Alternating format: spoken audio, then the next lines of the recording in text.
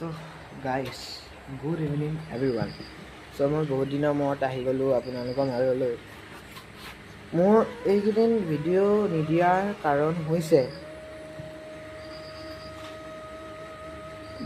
বানপানী। চ' আপোনালোকক মই ভিডিঅ'টোৰ মাজতে আমাৰ ঘৰত কেনেকৈ কি হ'ল, পানী কিমান হ'ল চব দিম, আপোনালোকে চাব। চ' পানীটো কেছটো এইটো হ'ল যে সোমবাৰে পানী সোমাইছে। সোমবাৰে কি তাৰিখ? 19 তাৰিখ, আই থিংক 19 তাৰিখে পানী সোমাইছে। চ' 19 তাৰিখে পানী সোমাইছে। তাৰ আগদিনাখনৰ পৰা আমাৰ ঘৰত মানে পানী, পুৰণা ঘৰ নহয় জানো, পানী অলপ তলৰ পৰা মানে গোটেই ঘৰটোতে পানী অকণমান। চ' আমি ইমান পানী হ'ব বুলি নাজানিছিলোঁ।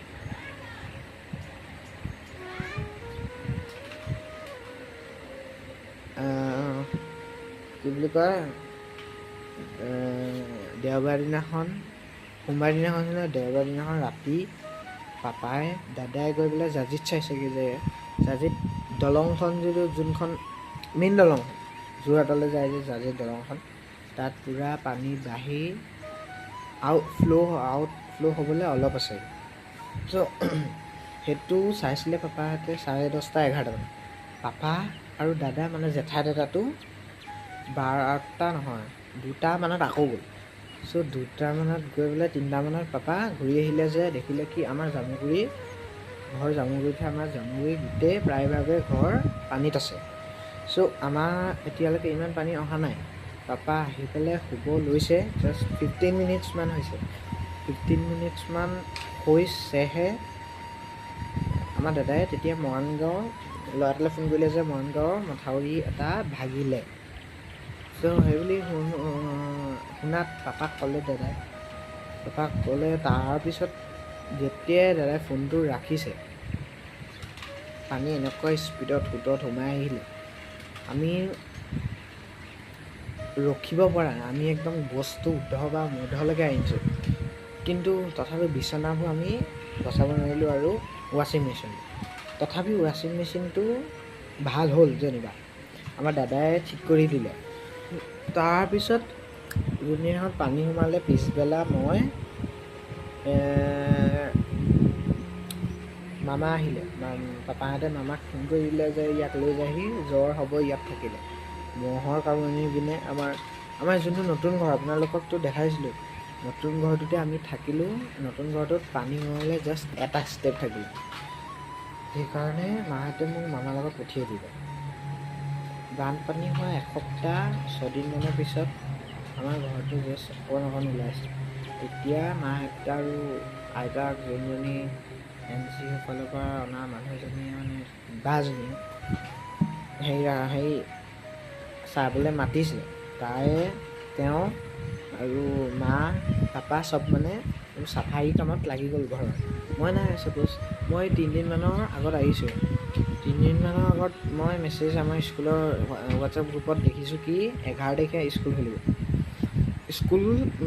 11 তাৰিখ 9 তাৰিখে আকৌ মেছেজ দি দিলে যে 10 তাৰিখে স্কুল খুলিব। তাৰপিছত মই গম নাপাওঁ 9 তাৰিখে। এতিয়া মাহঁত এইবোৰ চব পানী চানী শুকোৱা মেলা চিষ্টেমটো এইটো হৈ গ'ল চব চাফা। মা ভাইটি গ'ল মাহী ঘৰলৈ শিৱসাগৰটো উৰাই ঘূৰাই পানী শুকোৱা নাই। এতিয়া শুকাব পাৰে, ৰ'দ দিছে, বৰষুণো দিয়া নাই, শুকাব পাৰে অকণমান। এতিয়া শুকালে মাহঁত কালি আহিলে। কালি আহোঁতে ভাইটি কৈছে কি স্কুলটো কাইলৈ খুলিব। পূৰা জোতা বিচৰা, কাপোৰ ইস্ত্ৰি কৰা, চব ৰেডি, কামত একদম ব্যস্ত হৈ গ'ল। চ' মই সেইকাৰণে মই এইকেইদিন ভিডিঅ'ই দিব পৰা নাছিলোঁ। আৰু মানুহ নাছিলে, মোবাইলত দিম, এডিট কৰিম। আৰু আমাৰ ঘৰত যোনটো হৈছে আপোনালোকক প্লিজ চাওক।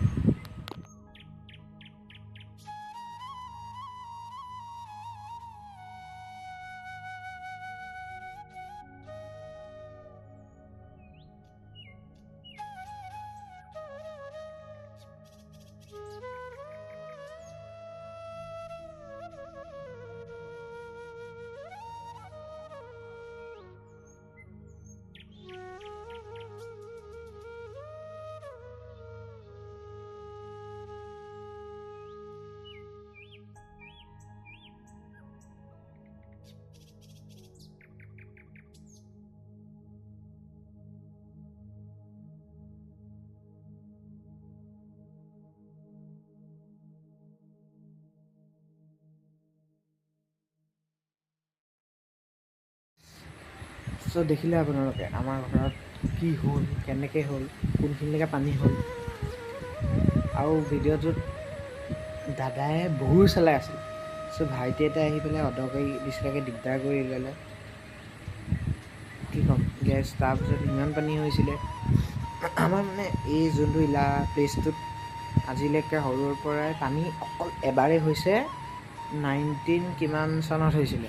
আইতা মানে ককা যেতিয়া আছিলে, মই জন্মই হোৱা নাছিলোঁ। পাপা হায়াৰ ছেকেণ্ডেৰী এনেকুৱা মানতে আছিলে, তেতিয়াই পানী আহিছে। আৰু এতিয়া পানী আহিছে 2026ত। গাইজ, পৃথিৱীখন কোনফালে গতি কৰিছে আমি নাজানিম। চ' মোৰ এটা কাৰণেই ভাল লাগিছে যে আমাৰ জুবিন দাই যোনটো কথা কাম কৰি গ'ল, আৰু যোনটো কাম কৰিবলৈ জুবিনদাৰ ইচ্ছা, যে জুবিনদাই কৈছিলে কি বিপদত পৰি থকা মানুহক সদায় সহায় কৰিব লাগে। সেইদৰে আমি অসমবাসীয়ে এনেকৈ যাৰ ঘৰত পানী সোমোৱা নাই, পানী নোসোমোৱা ব্যক্তি কেইজনে যাৰ ঘৰত পানী সোমাইছে তাহাঁতক বান সাহাৰ্য প্ৰদান কৰিছে। চ' মোৰো যাবলৈ মন গৈছিলে, কিন্তু মই কি কৰিম গাইজ, আমাৰ ঘৰতে পানী। এতিয়া মই লোকক বান সাহাৰ্য যাবলৈ পাৰিম কেনেকৈ? আমাৰ লগৰকেইটাই লগ ধৰিছিলে, তথাপিও মই যাব নোৱাৰিলোঁ। মোৰ কিন্তু বহুত মন আছিলে। এই বান সাহাৰ্য দিয়াৰ মানুহবোৰে যোনবোৰ বান সাহাৰ্য দিছে, সেইবোৰকে দেখি মই ভাবিছোঁ সেইদিনা আমাৰ অসমবাসী চবৰ মনতে জুবিন দা এতিয়াও আছে আৰু থাকিবও। চ' গাইজ, জুবিন দাৰ কথা কওঁতে গা চা একদম ঠাণ্ডা লাগি যায়। কি জানো হয় মোৰ। আমাৰ স্কুলতো আজি জুবিন দাৰ কথা কৈছিলে। জুবিন দাৰ বিয়াবোৰ চবেই লৈছে, স্বভাৱবোৰ চবেই লৈছে। চ' মোৰ এনেকুৱা কথাবোৰ শুনি পেলাই গাটো একদম শিহৰি যায়। চ' আজিৰ ভিডিঅ'টো মই এইটোৱে ক'লোঁ যে আমাৰ জুবিন দাই কৰি থোৱা কামবোৰ আমি কেতিয়াও পাহৰিব নালাগিব।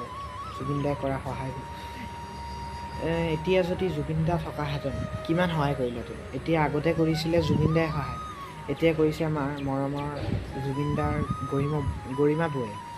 চ' আমি কেতিয়াও জুবিন দাৰ স্বভাৱ চৰিত্ৰ কেতিয়াও পাহৰি যাব নালাগিব।